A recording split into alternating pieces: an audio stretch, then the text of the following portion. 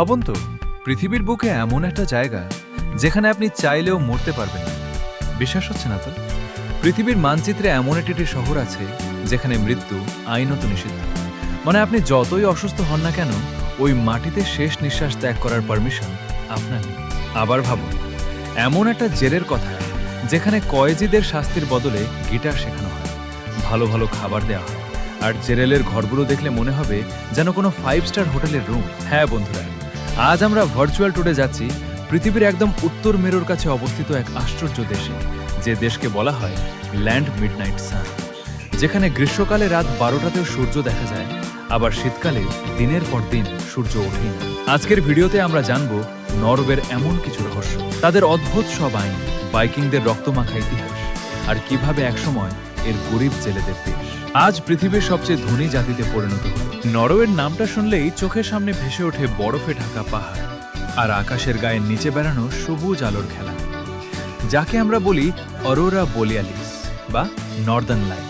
ইউরোপের স্ক্যান্ডিনেভিয়ান উপদ্রবে অবস্থিত এই দেশটি যেন প্রকৃতির নিজের হাতে আঁকা ক্যানভাস। সুইডেন, ফিনল্যান্ড আর রাশিয়ার সাথে বর্ডার সেল করা এই দেশটি লম্বায় অনেকটা গিটারের মতো। তবে নরওয়ের সৌন্দর্য যতটা মুগ্ধকর, এখানকার আবহাওয়া ততটাই চ্যালেঞ্জিং। নরওয়ের উত্তরাঞ্চলে প্রকৃতির এক অদ্ভুত খেলা চলে।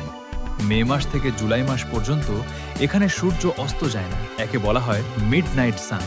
ভাবুন তো, রাত 3টে বাজে অথচ বাইরে গনগনে রোদ। স্থানীয়রা এই সময় রাতেও সানগ্লাস পরে ঘুরে বেড়ান, কিন্তু মুদ্রার উল্টোপিঠটাও আছে। নভেম্বর থেকে জানুয়ারি এই পুরো সময়টা থাকে পোলার নাইট, মানে টানা কয়েক মাস সূর্য ওঠেই না, 24 ঘন্টায় ঘুটঘুটে অন্ধকার।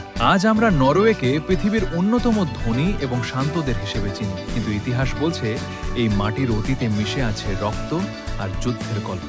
আজ থেকে প্রায় 1000 বছর আগে, 8ম থেকে একাদশ শতাব্দী পর্যন্ত সময়টা ছিল বাইকিংদের যুগ। বাইকিংরা ছিল দুর্দান্ত সাহসী যোদ্ধা এবং নাবিক। তাদের ভয়ে সারা ইউরোপ থরথর করে কাঁপত। তাদের বিশেষ ধরনের লম্বা জাহাজ নিয়ে তারা সমুদ্র পাড়ি দিত এবং নতুন নতুন দেশ দখল করত।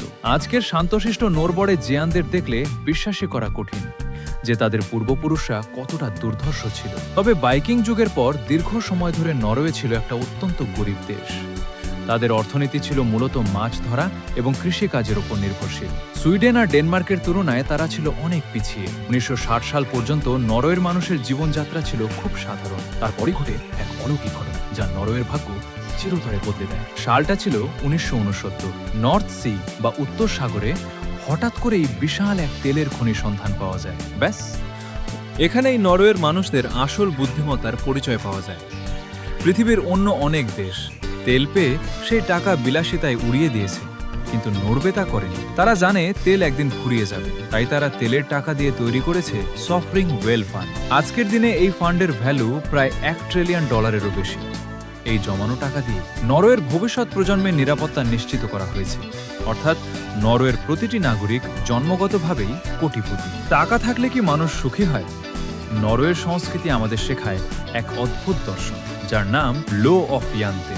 এই নিয়ম অনুযায়ী নরওয়েতে কেউ নিজেকে অন্যের চেয়ে বড় বা স্পেশাল মনে করতে পারে না। সে আপনি প্রধানমন্ত্রী হন বা একজন সাধারণ ওয়েটার, সামাজিকভাবে সবার সম্মান সমান। টাকা হয়তো সাময়িক স্বাচ্ছন্দ্য দিতে পারে, কিন্তু একটি জাতির আসল সুখ আর সমৃদ্ধি আসে তাদের মানসিকতা, সমতা এবং দূরদর্শী চিন্তা ভাবনা থেকে, যা নরওয়ে আজ পুরো পৃথিবীকে প্রমাণ করে দেখিয়েছে। নরওয়ের এই জীবন দর্শন এবং তাদের বুদ্ধিমত্তা নিয়ে আপনার মতামত কি? আমাদের সমাজেও কি এমন সমতার নিয়ম থাকা উচিত? নিচে কমেন্ট করে অবশ্যই আপনার মূল্যবান মতামত জানাবেন। ভিডিওটি ভালো লেগে থাকলে একটি লাইক দিন এবং বন্ধুদের সাথে শেয়ার করে তাদেরও এই দারুণ বিষয়টি জানার সুযোগ করে দিন। আর পৃথিবীর এমন সব চমৎকার ও অজানা ইতিহাস ও তথ্য নিয়মিত জানতে চ্যানেলটি এখনই সাবস্ক্রাইব করে পাশে থাকা বেল আইকনটি বাজিয়ে রাখুন। দেখা হবে আগামী নরওয়ের দ্বিতীয় পর্বে অন্য কোনো রোমাঞ্চকর গল্প নিয়ে। ততক্ষণ পর্যন্ত সবাই ভালো থাকুন, সুস্থ থাকুন। ধন্যবাদ।